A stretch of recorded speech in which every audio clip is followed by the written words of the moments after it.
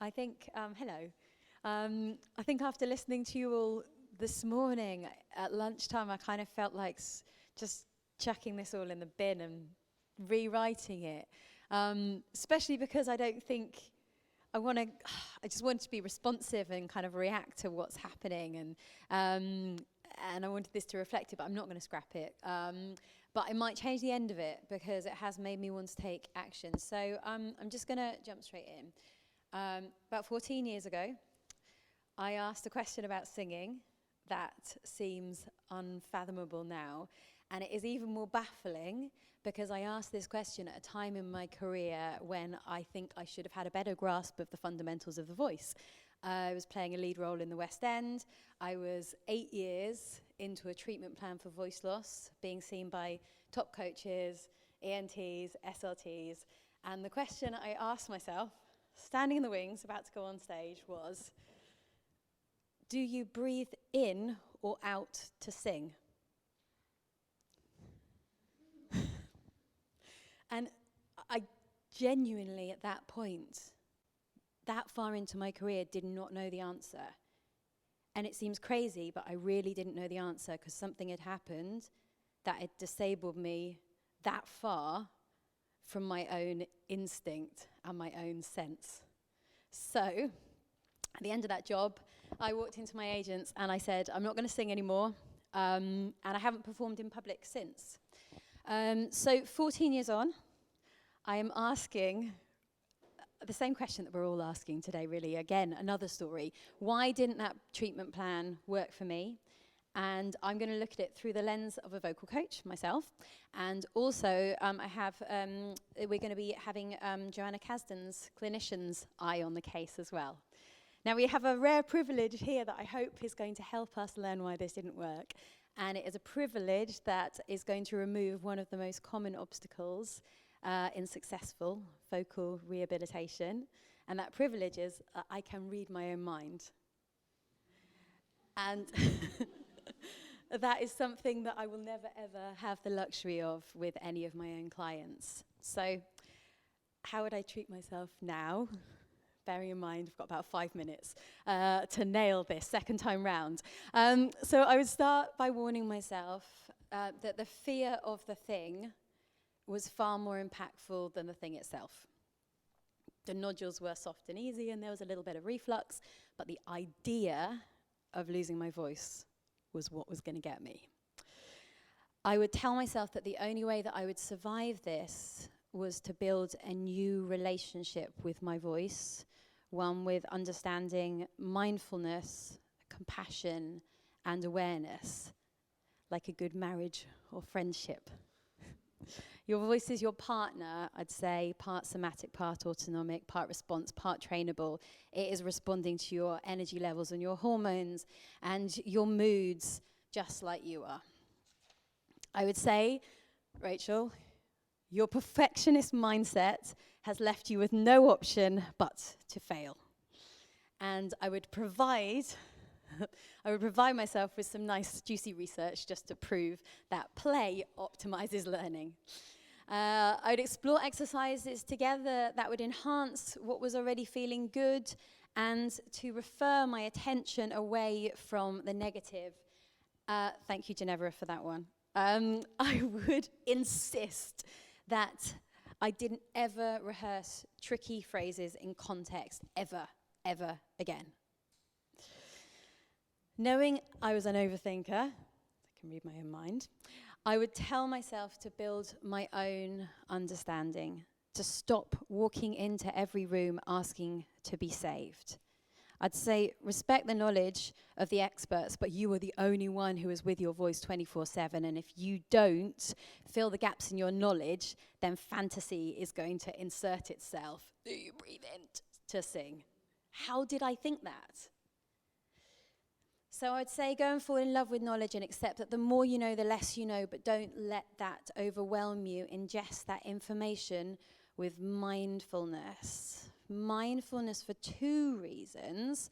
The first, because I know it would have helped mentally. I don't think mindfulness was really around in 2003 in the same way it is now. But I know I was fighting or flying or freezing for that whole 8 years, and how could I not? I was about to lose everything. Like, how could I not have digestive problems and breath problems and muscle tension? How can a person rest or digest when their nervous system is full of fear? The second reason that I would recommend mindfulness was to help me lay the foundations for a kinesthetic feedback and a kinesthetic knowledge, because I don't think I had any sensory awareness. I did everything that I was told by all of those ENTs and SLTs and vocal coaches. I did everything, my fricatives and my splat breaths and my NGs and my SOVTs, but I didn't, as people have said, know how to transfer those sounds into singing. So the exercises were like pills that I was overdosing on without checking any of the side effects. So my jaw was getting tighter and my brain was getting tighter, and there was no context. And if these sounds were vehicles towards rehabilitation, then I was driving with a blindfold on. The most common advice I got during that time was protect your voice, hold back. I got told to hold back all the time at college by my vocal coaches. Hold back the volume, hold back. So I did as I was told. So I held back, and I held my breath, and I held my muscles, and I held my body, and I held my instinct, I held all my passion, I held all my truth, I held back myself. And at that point, my voice just started cutting out completely. I'd go on stage mid-show, in front of 1,000 people, just gone. And the nodules were gone, but no one could help me anymore. And I don't think those people who told me to hold back, they didn't know that those 2 little words were going to undo everything else, all the great stuff that they were telling me. And there was another line, there was just one other line that sticks as well. There was an ENT surgeon who said to me, reflux, it's like putting your violin in acid. One little sentence, 8 years worth of terror. Just ow. So language and words, they're not universally finite to all of us. As Ken Bozeman says, they're metaphors, attempts to quantify an auditory target or a sensory target. For singers, words can be like a lifeboat, or they can be like a virus multiplying. They take on a narrative within the singers, reforming within the historical context of that singer. And as coaches and clinicians, we cannot assume that singers know anything near to what we know. Do you breathe in or out to sing? We need language that is contextual and kinesthetic, and hands knowledge as experiential tools to singers. If we're giving them vehicles to drive them safely away from their vocal challenges, then we need to teach them how to drive their own vehicles and let them know that they are the driver. So I did recover. I didn't perform again. I recovered when I became a vocal coach, and the pressure lifted, knowledge guided, and I fell back in love with singing again. And I've lost my voice once or twice for laryngitis, but I can teach choir, teach, shout, it's all good now. So, I mean, yeah, big stuff. So, the bit I'm going to change at the end of this is that I've created, I've founded Sing Space Now, which is an online platform that's there kind of 24/7 for singers. And I've always thought that space is offering them tools and guided awareness and helping build them to have a healthy relationship with the voice. But I think listening today, there's so much great stuff going in the room, happening in the room from everyone here.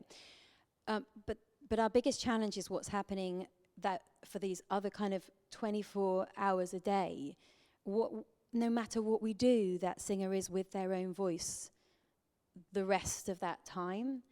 So I think I'm going to shift my mindset after today. I want to kind of take action from this and make something happen. And I think my mindset is going to be that I want to provide that space between the rooms, so that there is, I think what we need to do is there's someone there I want to create a community that is always caring. I think that's what I've heard, that people do care, that is always there, and a space that people can come and they can share their stories. So it's incidental that we can still offer the classes and the networking and, you know, but really that there has to be that space there whenever you need it to check in, that there is, whether it's an on-demand class or a message, you know, a Facebook group, there is a space that we can work with all the clinicians alongside them to have that there to support your clients between your sessions. So I'm going to finish with sharing some words from Joanna. How long have I got? How quick can I be? Amazing. That's what she's said. It's 2 to 3 minutes. So thank you, Joanna, as well, if you're catching up and watching this. So this is from Joanna Kasdan, who most of you know already. Brilliant clinician. When Rachel told me her story, including her experience of the doctor's too vivid warning about reflux, I could sadly imagine the interaction all too well. A harried and hurried doctor tries to be motivating, but fails to notice individual personalities and gives the same routine verbal warnings to everyone. In this case, an explanation that might have been appropriate for the careless or reckless performer, just to remind you, it was about putting your reflux is like putting your violin in acid overnight, turned out to be re-traumatizing for this quietly terrified singer who was already spiraling into torrents of anxiety and self-blame. A more empathetic doctor, with more time to tune in and listen, might have modified the message to a milder tone, might have acknowledged how scary the situation can be, and might have offered her the confidence that, with attention to her emotional state, as well as her digestion, she would be okay. But the medical establishment, in which I worked for 30 years, and to which I remain peripherally connected, is simply stodgy. There is plenty of scientific evidence that the more personalized, empathetic care improves health outcomes and also improves clinicians' quality of life. But the institutional structures, inadequate face time with patients, inadequate staffing, training, funding, constant pressures for productivity speed-ups, and inflexible conceptual paradigms to keep the body separate from the mind, all these conditions make it hard to provide the more sensitive, empathetic BPS care that we all know is important. The best way to change paradigms and institutional problems is with more and more formally published research. I know of several projects that examine the psychological impact on singers of vocal injuries and the inadequacies of the care they often receive. In most cases, these projects are coming from voice teachers and therapists motivated by their own experience of vocal injury and problematic care. This is an important trend that I have tried in a small way to support. The compounding of injury and psychological burden by brusque, rushed, ignorant, or otherwise insensitive healthcare, and the